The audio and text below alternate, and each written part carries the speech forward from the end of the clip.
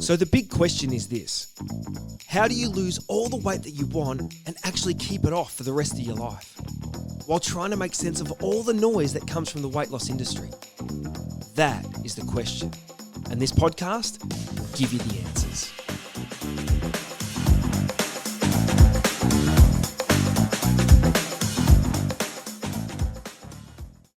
G'day everybody and welcome to the next episode of the Weight Loss Secrets podcast. My name is Baron Grant and I'm wrapped to be with you to be able to share some more tips and tricks and ideas about losing weight and keeping it off for the rest of your life. And today I'm really excited to have a special guest on with me, a good friend of mine now named Cheryl. She's here to be able to share some of her story. G'day Cheryl, how you going? Good, thanks Baron. Now, Cheryl did say to me that she's very nervous. She hasn't done this before, and but I assured her it's not scary and she'll be totally fine. So we're going to jump into Cheryl's story, but I had the privilege of coaching Cheryl a bit as well on this journey, and it's been really fun. We have a lot of common interests and common opinions on things. We won't share those opinions on this podcast, but we certainly agree on lots of things, which is great. I really like Cheryl's story. I like how positive she's been throughout the journey, and I'm excited to be able to have her share some of her story on how she was, confused about what to do about losing weight and trying lots of things, which she'll share, but how you can get out of that rut, you get out of that rut and make the changes to make them long lasting. So without me, crapping on anymore, I'm going to throw to Cheryl and she can maybe tell us a little bit about who she is, a bit about her life, and we'll go from there. Go for it, Cheryl. So tell me a bit about you. Tell everyone a bit about you. Okay, so I'm 64 years old, retired. My husband's still working. We have a fairly traditional marriage where I spend a lot of time at home cooking and being a housewife, which I enjoy, but I also travel overseas a lot because we have two children married, one in Norway and one in Vietnam. So I like to see them a couple of times a year if I can. But that's really my life. I love it. That's you. So tell me this. Tell me about your, weight loss experiences before you chatted with me on the phone quite a while ago. Initially, what was your experience before you started or before you chatted with me, and what led you to having it with me? Well, I'm not drastically overweight, but going through COVID, I put on 8 or 9 kilos, and I just couldn't fit into any of my clothes. And I also couldn't get out to walk, which is probably the only exercise I do. And I had a lot of time to sit around and research. And I did try boxes of food delivered. I won't name the names, but all those diet plans, yes, I've tried them all. Yeah. And then I stumbled across this guy on the internet who just blew me away, just had this energy. And I thought, ditching the diet, gee, that's about what I need to do, I think. So I looked at a lot of your speeches and a TED talk, I think, and a couple of other things, and I was just really impressed with your energy. And I thought, it's kind of common sense, but I can't do this on my own. So that's when I decided I thought, I'll see what he's about. If he picks up the phone, I think this is genuine. So I dialed your number, you picked up the phone, and you listened to me.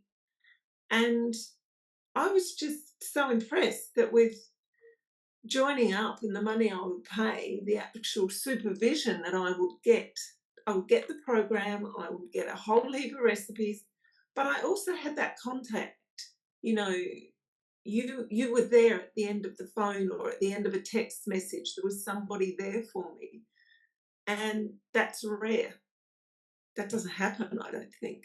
I mean, you can join a gym and they promise you everything. You can have liposuction, but that comes back. You do many things. But there was that contact, and that was really important for me. And what do you think? What did the contact do? How did that change you on this journey? Because just to frame it up, and before you answer that question, just you mentioned that you're at 68, 69 kilos, and now you're down to 60, feeling happy and comfortable with where you're at and staying there. But what was different about having contact and support? How did that change your headspace? Well, although I'm 64 and I should be disciplined, I needed someone to keep me in line, and I needed to get that word commitment stuck in my head. And uh, you're certainly forthright and I have no problem taking advice from somebody who's young enough to be my son, because I felt you knew what I was going through. You knew that I didn't have a great deal of weight to lose, where other people had said to me at other places, "Oh, you look all right, you haven't got that much to lose, and it's middle age, and now you're in old age, and you're okay." Sure, I was okay, but you got it. You understood that I didn't feel comfortable with the way I was, and I wasn't eating properly. And my husband would often say to me, "Put the ironing down, it doesn't matter. Just have a salad. Why are you just having a piece of bread and cheese? You have Yeah. too much dairy." And I was, and it's all common sense. But your eating program, I mean, as I've told you, I still use some of those recipes for dinner parties. Yeah. People love it. Because they Everybody taste wants good. healthy eating now. I love it. And so, what are the new? Obviously, had some support through the program. We got all the meal plans and stuff. But what do you think are some of the main habits that you've changed? Because changing habits is it, right? If you don't change the habits, the weight's going to come back on. It doesn't matter what you do. So, what new habits do you feel like you've created over the course of this journey? Okay, it's the walking for me in the mornings is number one. Enough water, and just keeping away from sugar. I'm not totally successful for that, And because I that's do like okay. an ice cream at the cinema, but then I pull back the next day. No. But it's just as you said to me, "Oh yeah, okay, you had a bad day. Get back into it tomorrow. Don't beat yourself up." So I don't beat myself up as much. I just get on with it, Yeah, and I good. start again the next day. And it's just making that commitment and listening to those podcasts. They're really important for me. And oh, thank you. That's kind. But let me ask about the walking. You mentioned walking, right? So I remember that you weren't as much of a fan of doing big walks in the morning at the start, but now you're walking consistently every day. What changed? Well, I would say to myself, "Oh, my knees are aching. It's too painful. Oh, and I've got to do this. I've got to do that." And you would say, "Just get out there and do it." So I thought, well, what about this pain? Okay, go buy some deep heat. You know what? I sit with deep heat on my knees nearly every night, but I keep walking. And if I don't walk, I don't feel good. I feel sluggish. I sleep much better with walking, There's so many I look benefits. forward to that walk. And I notice the birds, I notice things that I didn't notice before, because walking was a chore. Now it's not. It's part of my day, what I like doing. Yeah. So I notice what's going on around me. Before it was, oh, I have to go for a walk. No, I You know, don't have to. You know what I loved about our walking discussions is that you would come to me and say, "I've done really well today, Baron. I've done 12,000 steps." And I don't know why with you, I always made you do more. Than it just was fun, and I'd always be like, "I reckon you got a couple more thousand because we've got to hit that 14." Because most people I just get to do 12, but then I don't know. I liked the challenge of getting you to hit that 14. I think when you started hitting that 14, your weight loss obviously happened a little faster, but it Yes. was always fun sort of going backwards and forwards, and you'd be like, "Oh." It's like you You knew don't what the know what I answer was was going to saying be. under my breath. You knew what the answer was going to be. Go out and get some more, and then I get a message later on. I went and got my extra 2,000, but you did it. And when you did it every day, when you do it every day, it just works, right? And it consistently works. And it's also realizing that when I do 10,000 previously, I think, oh, that's really good because that's what everybody says you should do. Now I go, yeah, no, it's not enough, really. Yeah. And I know it's not enough. More importantly, I know that because 10 is pretty basic. I think that's the example of don't make your minimums your maximums, right? So, your Yes. minimum should be 12,000, but we should get more. I said to my son the other day, he's, playing pretty high level footy, and talking to him, he's not a huge fan of going for a run by himself. And I always say to him, man, you got to train harder. You got in between your other training sessions. And he's like, yeah, but I'm doing as well as these guys. I said, what do you want to be like? You want to be like those guys, or you want to be like the best? If you want to be like the best, you got to go do more work. And he's like, okay, Dad. So if we want to get amazing results, we've got to put in a little more effort every time. Well, I think that's the thing too. You didn't accept, you don't accept mediocrity, and that was really good for me, because I quite often do with myself. But you just kept going. Yep. Oh yeah, that's okay, but you can do better. Yeah. Oh. Yeah, I think the comment from you was, Baron, you're a hard taskmaster. Yeah, it's true. But you're good. It's good. It was really good for me. I needed that. I don't know. Some people react badly to being told what to do. Don't do this program. Don't do it. But, you've got to be open to it, and you've got to be accepting, and you'll get results. And it's as simple as that. Just follow the program. Love it. And it's probably the best thing I ever did. And I can't recommend it highly enough. I'm still doing it. Let me ask this question. What was your favorite thing about doing the program? Besides losing the weight. We know that's the number one. That's what you did it for. But what was the favorite thing about the program itself? It was having that contact and knowing that somebody was there. I wasn't on my own, and it was just so different to anything that I've ever tried before. But as you kept saying to me, I can't stop you putting sugar in your mouth, but it's up to you. So you put that fairly and squarely back on me, and I knew that I could do it. But you pushed the whole way along, and I need that, and that was what was really good for me. Makes a difference. I think it makes a difference when you've got someone in your corner. I think that absolutely does make a difference. Let me ask this question. Can you say again how old you are?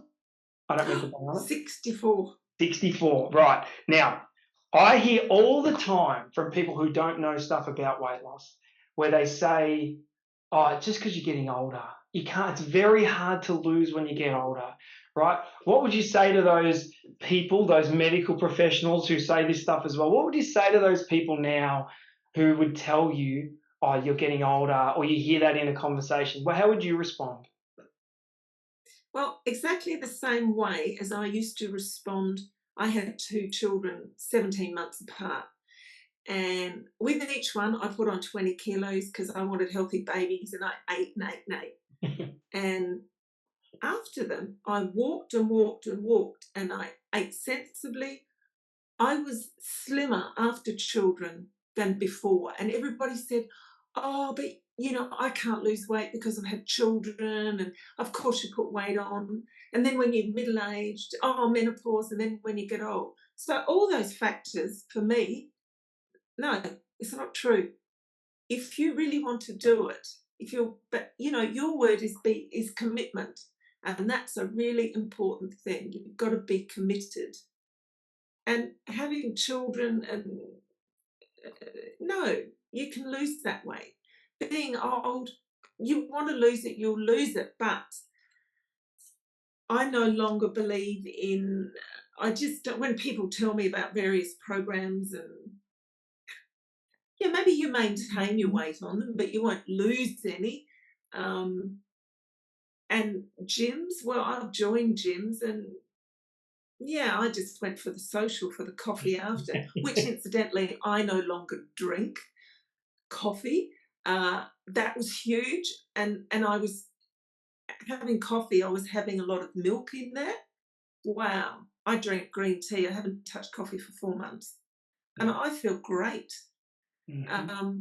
At any age you can lose that weight. That's just rubbish. It's rubbish. It is rubbish. You can lose it at any age. It's of no relevance. And that's why I wanted you to say it, because sometimes if I say it all the time, people are like, what do you know? You're not a woman. You haven't gone through menopause. Everyone has something to say about that. But you can lose it at any age. And I work predominantly with women who are 40 plus, really, all the way up to 75, 80. We had one lady who was over 80 on the program and lost a bunch of weight. And, so it doesn't matter. It doesn't matter your age. So I have one last question. And what I want to ask is, actually I have two. Sorry, I have two. What are the sustainable changes that you've now made in your life that you think are going to be sustainable, long lasting? What are those changes you've made that you're going to keep doing now? Okay, and this one I do all the time, because I remember saying to you, oh, I can't go out for dinner or lunch now. And you said, yeah, sure you can. Make good choices. Yeah. And that's what I do. And I say, can I have my fish grilled? No chips, thanks, extra salad. Lay off the dressing. Perfect. And no sauces on things.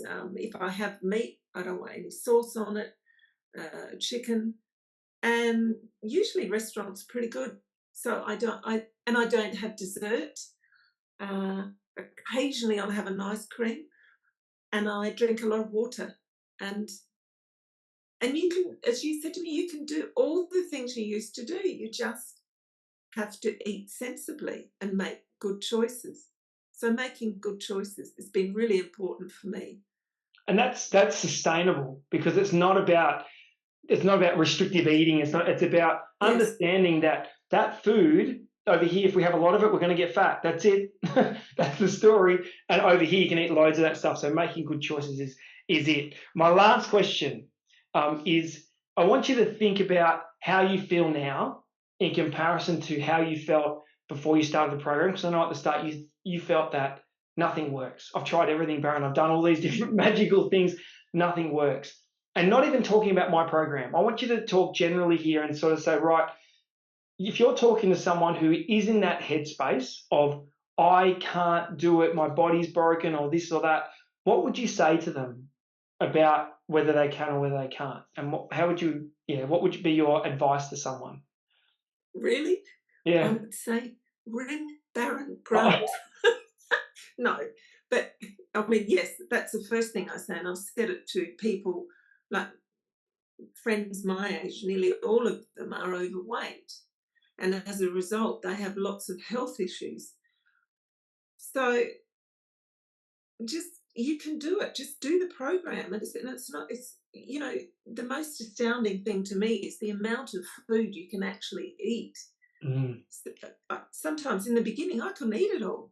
It was huge amounts. And you said to me, you don't need to be hungry. And I thought, oh, this is rabbit food. I'm going to be starving. No. And I would look at that program and I would have everything prepared.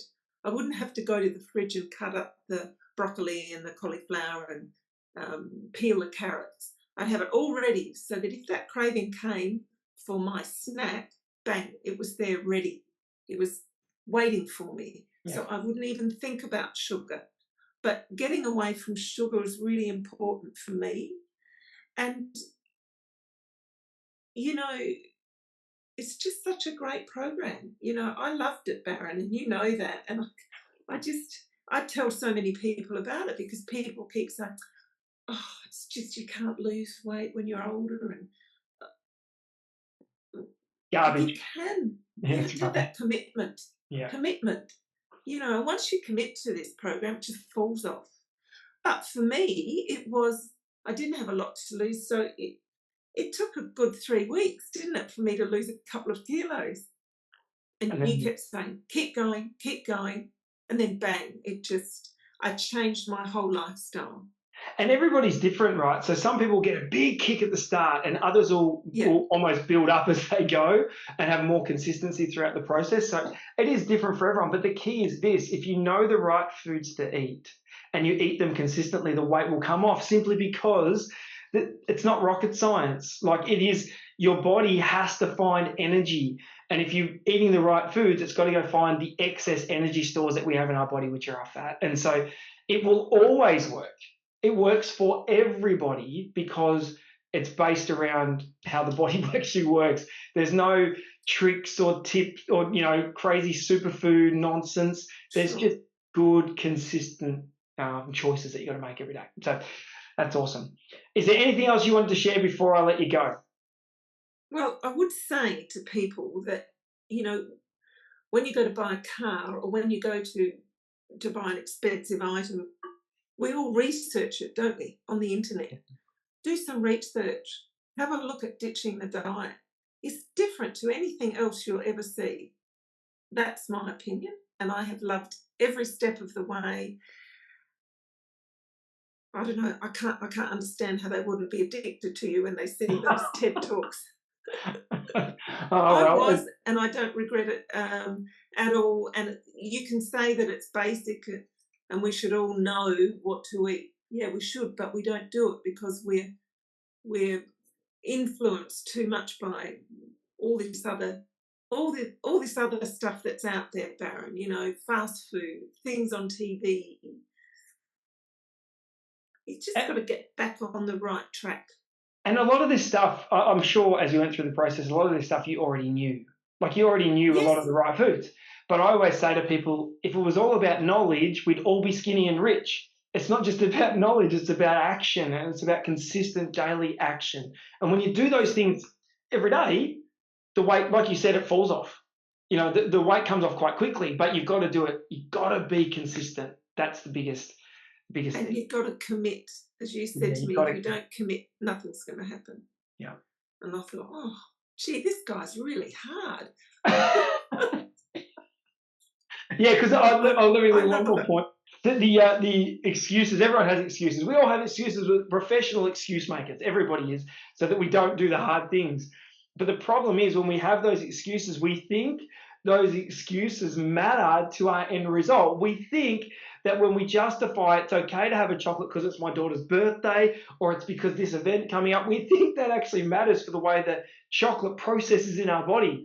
Whether we are happy or grumpy or celebrating with family or we've got friends over, when we eat crap, we gain weight. When we don't eat crap, we don't. So sometimes we think our excuses matter, but they don't. And that's why sometimes it might come across as harsh. I know you had no problem with it, but for me, I just say it straight and go, well, you can eat whatever you want if you want to keep putting weight on. That's fine. But if you want to... Well, I think the other thing, a couple of times you said to me, I said, oh, well, now this is the reason.